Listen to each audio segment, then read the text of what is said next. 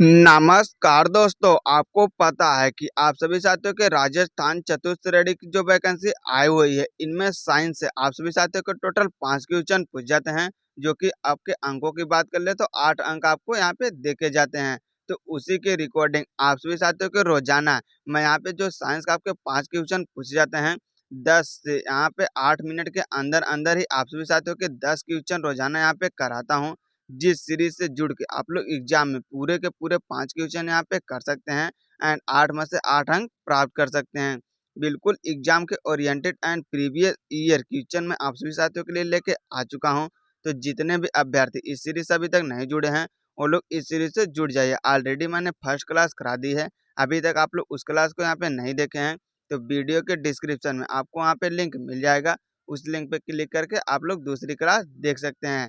तो इसमें ये नहीं है कि पहली क्लास देखेंगे तभी दूसरी देख सकते हैं, आप लोग दूसरी देखने के बाद भी यहाँ पे पहली क्लास देख सकते हैं। जिनमें हम लोग शुरू करते हैं पहले क्वेश्चन से।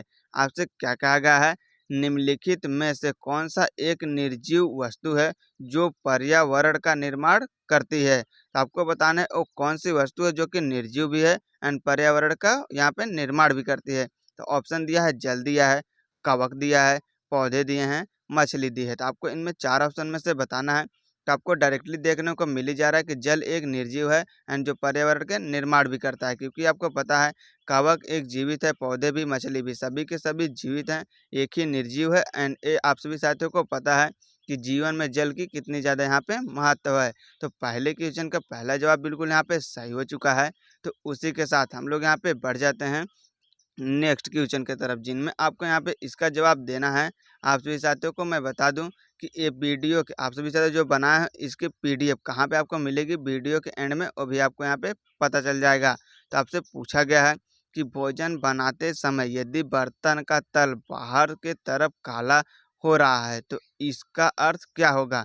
मतलब कि जब आप लोग भोजन पकाते हैं तो बाहर का ऊपर का तल यहाँ पे आप सभी साथियों के काला हो जाता है, तो इसका अर्थ क्या होने वाला है। तो आपको बताना, ईंधन गीला है, भोजन पूर्ण रूप से पकाया नहीं गया है, ईंधन पूर्ण रूप से नहीं जल रहा है, ईंधन पूर्ण रूप से जल रहा है। तो आपको बता दूं कि इसका आंसर बिल्कुल और बिल्कुल यहाँ पे तीसरा सही हो जाता है। तो आप लोग देख सकते हैं ईंधन पूर्ण रूप से नहीं जल रहा है, इसीलिए उसके बाहर का तल यहाँ पे काला हो चुका है। तो दूसरे क्वेश्चन का तीसरा जवाब सही हो चुका है। इसी के साथ हम लोग बढ़ जाते हैं नेक्स्ट क्वेश्चन पे, जिनमें आपसे क्या कहा गया है, इसका जवाब आपको बताना है कि प्रकाश के परावर्तन के कितने नियम हैं। तो आपको बताना है 2 नियम है, 3 नियम है, 1 नियम है, 4 नियम है। तो आपको साफ साफ पता ही होगा कि प्रकाश के परावर्तन के 2 नियम है, अपवर्तन एंड परावर्तन। ये आप सभी साथियों के दूसरा जवाब बिल्कुल सही हो जाएगा। तो प्रकाश के परावर्तन के 2 नियम है। इसी प्रकार से हम लोग धीरे धीरे करते हुए यहाँ पे आ चुके हैं चौथे क्वेश्चन पे।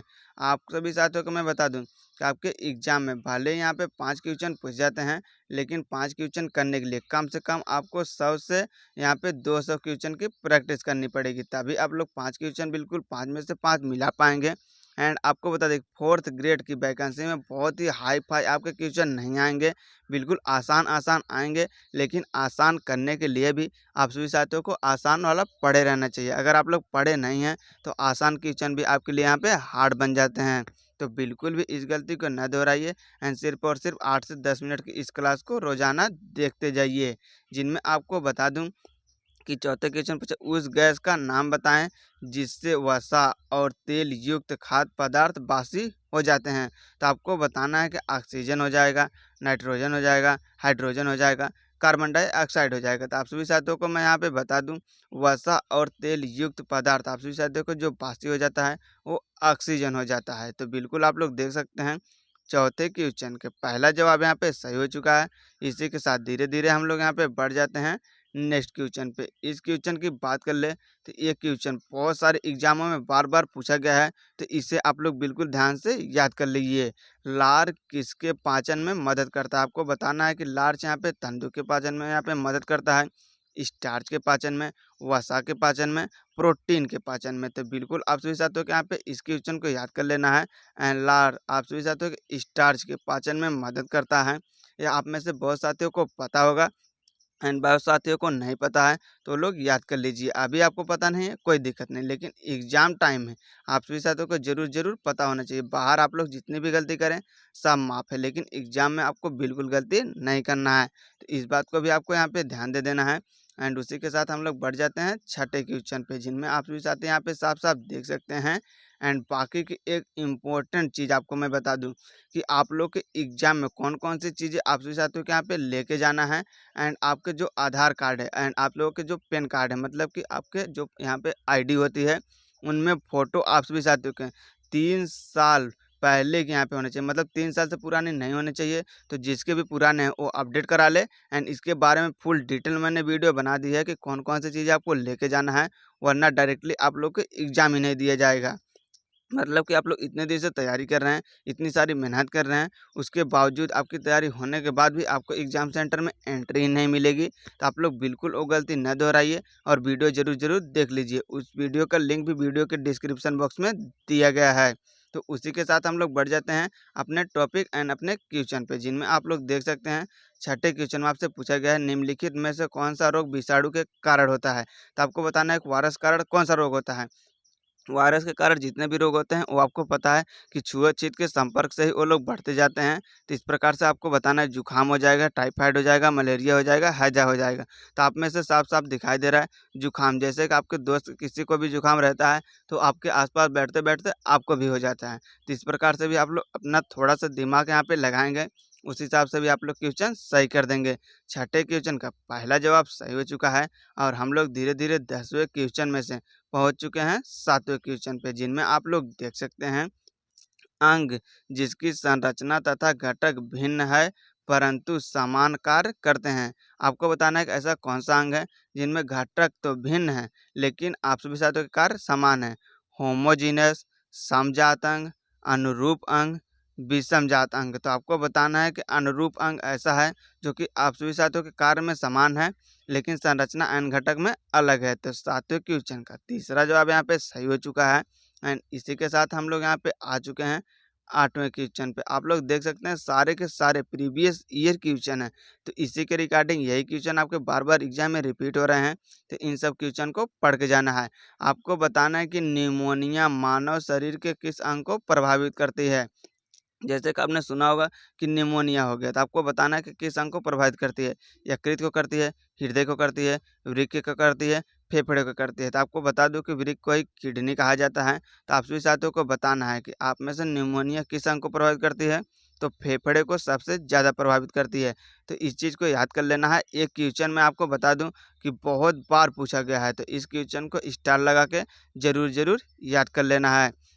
इसी के साथ धीरे-धीरे हम लोग आ चुके हैं यहाँ पे 9वें क्वेश्चन पे। आपको मैं बता दूँ कि ये क्वेश्चन तो एग्ज़ाम के ओरिएंटेड है और मुझे लग रहा है कि क्वेश्चन ज़रूर से ज़रूर इस साल रिपीट होगा। ये क्वेश्चन बहुत बार पूछा गया है। निम्न में से कौन-सा अंग जो कि वंशानुक्रम इकाई है, आपको बताना है निम्न में से कौन वंशानुक्रम इकाई है, मतलब कि पीढ़ी दर पीढ़ी आप सभी साथियों के चलता जाता है।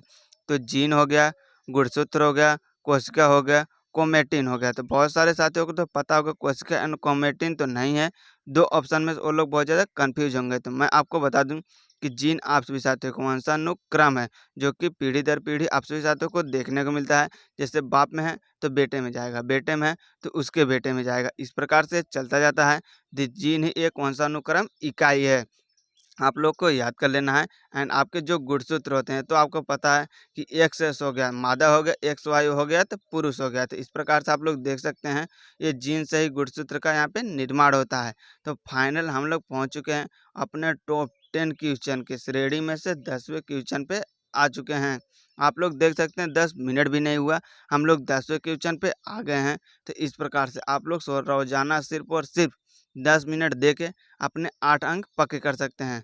दांतों का क्षय प्रारंभ होता है जब मुंह का पीएच होता है। तो आप सभी साथियों को यहाँ पे बताना है कि क्षय कब होता है। आपको पता है कि जब आप सभी साथियों के क्षारीय अंक तभी होते हैं जब 7 से कम रहता है, मतलब 0 से लेके 7 तक। आप सभी साथियों के इधर यहाँ पे मैं बता दूं कि अम्लीय रहते हैं। 7 से लेके 14 तक आप सभी साथियों के यहाँ पे क्षारीय रहते हैं। सबसे पहले मैं ऐसे बताता हूँ, 0 से लेके 7 तक आप सभी साथियों के जो 7 अंक यहाँ रहे हुए, इधर आप सभी साथियों के आमली रहेंगे, बाकी के 7 से लेके जो 14 तक रहेंगे, आप सभी साथियों के यहाँ पे क्षारी रहेंगे एंड बीच में जो आप सभी साथियों के यहाँ पे 7 रहेगा, ये उदासीन रहेगा। तो इस बात को आपको याद कर लेना है एंड इसी प्रकार से मैं आप सभी साथियों को ये आप लोग को क्वेश्चन दे रहा हूँ होमवर्क, आप लोग को ज़रूर इसका जवाब देना है एंड जो आप नहीं दे पाते हैं तो कमेंट बॉक्स में इसका जवाब मिल जाएगा।